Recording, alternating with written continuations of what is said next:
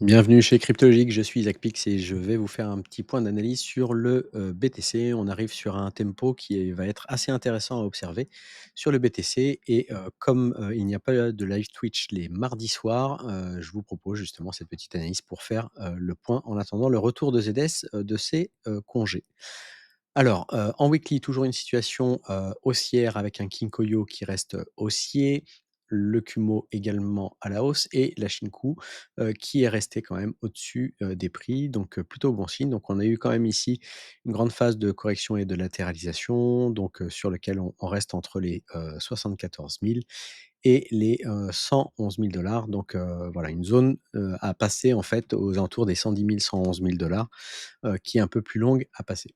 On a eu cette belle impulsion, donc on va regarder en daily et c'était, justement en daily, qu'on observait les choses avec, ZS lors des live Twitch pour voir un petit peu la situation et on avait justement toute cette partie, d'impulsion qui était, assez intéressante et sur lequel on avait dit: «Eh bien, si on, continue de casser les plus hauts», donc il faudrait casser les 111 980, après la date du 23 juin, on, décorrèlerait totalement, cette influence de la baisse. On serait vraiment dans une impulsion haussière que l'on pourrait, matérialiser, comme ceci en termes de, projection avec effectivement des projections entre 121, 135 et même les, 149 000.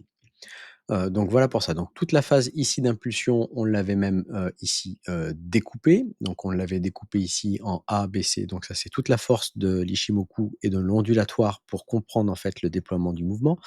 On avait fait ici une target, NT, on est venu corriger dans la zone d'équilibre et on avait été, donc on avait ici ces lignes, correctrices dans lesquelles on était encore contenu. Donc on est revenu travailler cette zone-là, mais vous voyez qu'on est vraiment bien dans ces zones d'équilibre, ces zones de prix, vraiment, parfaites et le prix est reparti et vient en fait à rebuter encore sur cette ligne correctrice, mais est revenu, casser ici à la hausse et on est en compression. Donc là, c'est assez intéressant puisque en fait avec les lignes de l'Ichimoku, on voit ici que donc on faisait une zone baissière, une vague baissière, donc avec des creux et des sommets, descendants.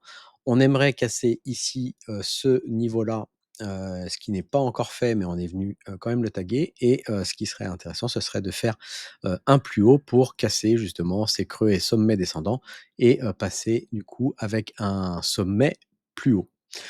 Sur cette impulsion ici, on est venu, travailler plusieurs fois la Tenkan. Donc, la Tenkan qui tient encore, le mouvement et cette compression, donc on est vraiment compris entre les, hop, donc entre les 110 530 et les 107 245. Donc attention, le creux, si jamais on le cassait, on repartirait à faire des creux, plus bas. Ce serait les 105 100 en tout cas à tenir.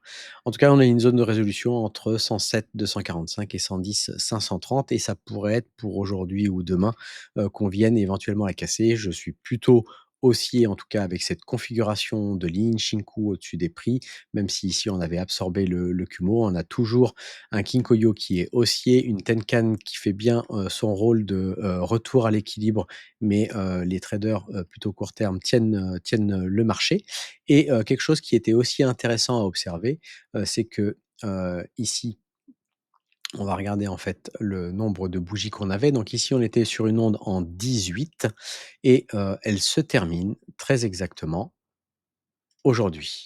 Donc on a une symétrie, qui fait qu'on est vraiment dans la fin de cette OV2 ici qui a fait, du coup une S et on pourrait venir casser après ce temps-là, donc soit aujourd'hui, soit demain, venir casser le niveau des 110 530 et marquer un nouveau sommet, en tout cas pour casser la dynamique, baissière, la structure baissière et pourquoi pas faire un nouvel ATH en allant casser les 111 980 et donc aller chercher les targets, que l'on peut, de nouveau projeter. Je vais voir si jamais je l'ai, matérialisé.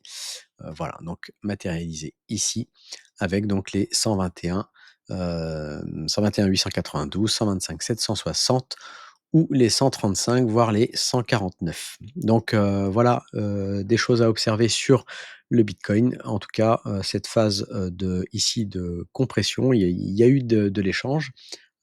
Si on regarde justement le, VRVP sur cette partie-là, on a donc une belle zone d'échange avec, le plus gros du volume d'échange qui s'est fait à 103 000. Donc on a, voilà, on a ici une gaussienne qui s'est faite. Éventuellement une zone de réjection, donc on se méfie ici, si on regarde, les liquidités, on pourrait avoir ici, on avait des equal low, hein, donc on pourrait venir chercher, pourquoi pas, une petite poussette à la baisse pour venir liquider, sous ce niveau-là avant de repartir à la hausse. En tout cas, on observera le marché américain, cet après-midi et les prochains chiffres, qui seront annoncés et l'impact sur le bitcoin. Donc pour l'instant, en tout cas, un scénario qui reste haussier sur le bitcoin à surveiller. La seule chose donc qui viendrait nous changer la structure, c'est vraiment si on cassait les 105 131. On repartirait ici sur une structure de nouveau baissière et à voir si on continue de latéraliser plus longtemps, on continue d'absorber et d'échanger pour échanger encore dans toute cette zone ou si on va chercher plus bas.